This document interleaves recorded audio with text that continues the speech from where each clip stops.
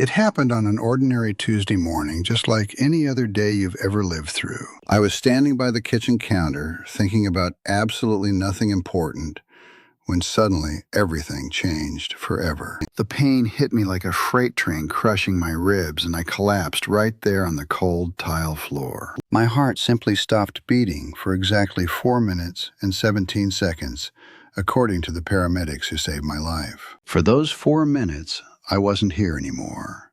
And when I came back, nothing would ever be the same again. Friends, write in the comments where you're watching us from.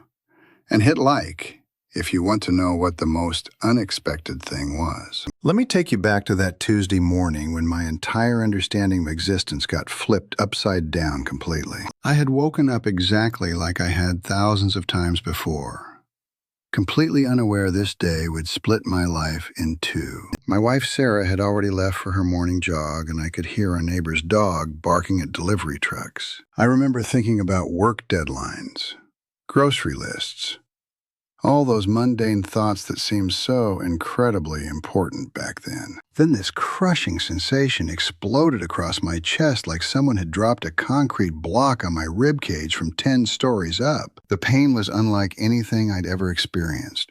Worse than breaking my leg, worse than kidney stones, worse than everything combined. I tried to call out for help, but no sound came from my throat.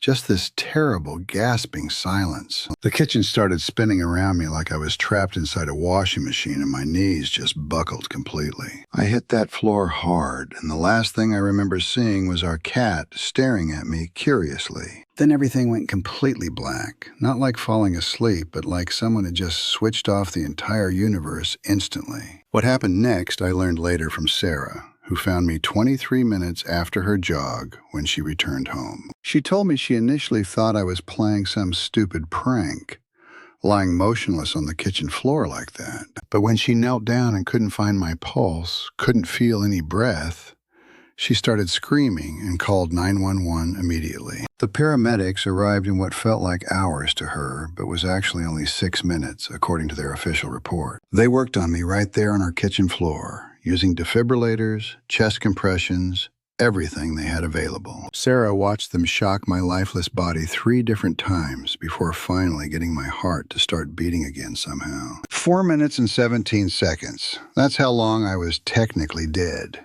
Gone, completely absent from this world. But here's where it gets really interesting, because those 4 minutes felt like an entire lifetime of experiences and revelations. I wasn't floating above my body watching the paramedics work.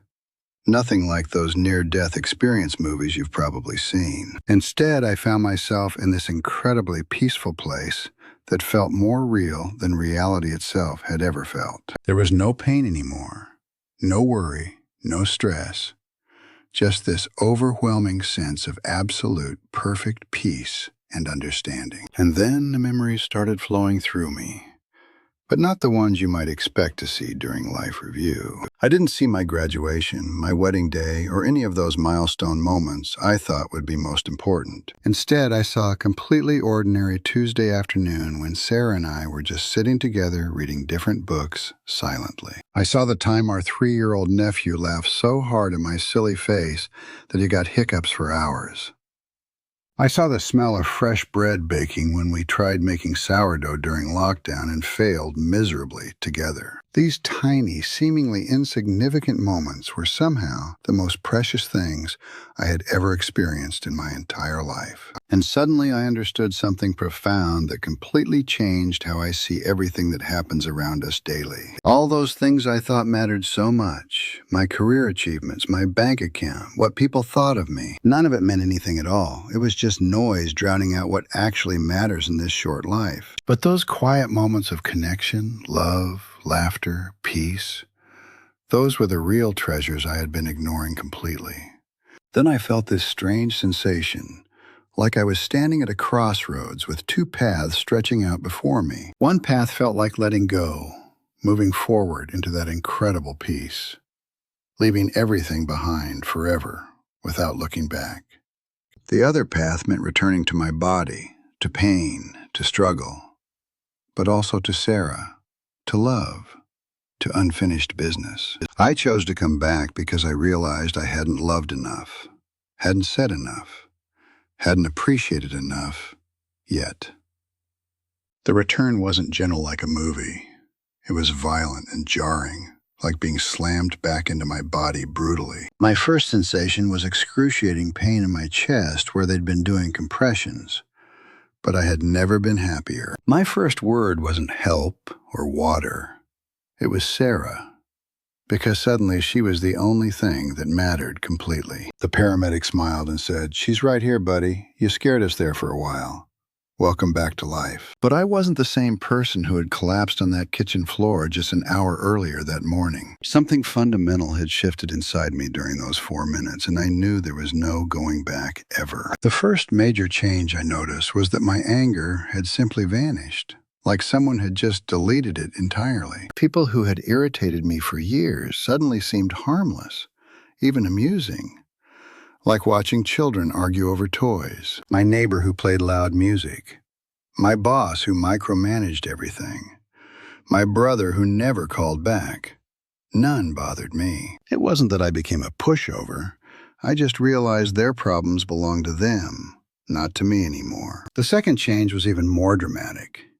Every single morning became like unwrapping an unexpected gift from the universe. I'm not talking about some cheesy motivational poster philosophy. This was a literal, physical sensation of receiving something precious. Opening my eyes each day felt miraculous because I knew how easily those eyes might never open again, ever. The third transformation was that I stopped waiting for perfect moments to say important things to people I loved. If I felt grateful, I said so immediately. If I loved someone, I told them right then and there, because I had learned the hardest way possible that the perfect moment to express love is always right now. The fourth change was discovering who actually mattered when everything else was stripped away completely from my life. When I got home from the hospital, only 7 people came to check on me personally during that first week. 7 people out of hundreds I thought were friends. But those 7 were worth more than all the rest combined. Now here's what this means for you watching this video right now. Wherever you are in the world today, you don't need to die and come back to understand what I learned during those 4 precious minutes of absence. But sadly, most people will only figure this out when it's too late to do anything meaningful about it. Right now, today, ask yourself 3 brutally honest questions that could change everything about how you live tomorrow. Question 1. If today was your absolute last day alive, what would you regret not saying or doing? Question 2.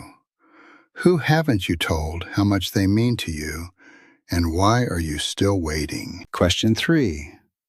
What are you postponing that's actually urgent, that you're pretending can wait until later? Don't overthink these questions or make them complicated. Just answer with your gut feeling right now, honestly. Because here's what I discovered lying on that cold hospital table, with tubes and wires everywhere around me. Life isn't a dress rehearsal where you get to practice your important moments before the real performance begins. This is it. This is the only show you get. And every single day you wait is a day gone forever. I'm not trying to create false urgency or scare you.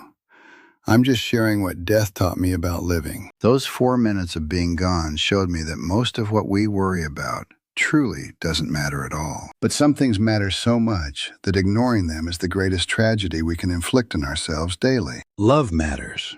Presence matters. Kindness matters. Gratitude matters. Connection with other humans matters more than anything else. Your career will replace you within weeks. Your possessions will be sold or donated. Your achievements will be forgotten. But the love you gave and received, the moments of genuine connection, those ripple forward through generations forever. I'm not glad that my heart stopped that Tuesday morning. It was terrifying for everyone who loves me. But I'm profoundly grateful that I came back as a different person. Someone who finally understands what life means. Those 4 minutes taught me more than 40 years of living. More than every book, course, or wise advice combined. I don't know if there's something waiting for us after this life ends. That remains a beautiful mystery. But I absolutely know that this life, this moment, This breath you're taking right now is real and precious. And this beautiful, messy, challenging, wonderful life will end for each of us. That's the only certainty we have. So please, live while you still can. Love while you still can.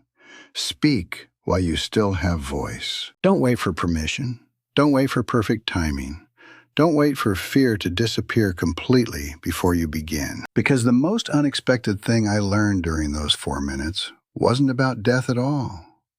It was about life. Death taught me that every ordinary moment is actually extraordinary if you're present enough to notice its magic. And that's the gift I want to leave with you today, wherever you are, whatever you're facing right now. Your life is happening right now, not tomorrow, not next year, not when everything is finally perfect and ready. Thank you for listening to my story, and please, don't wait to live yours fully and completely starting today.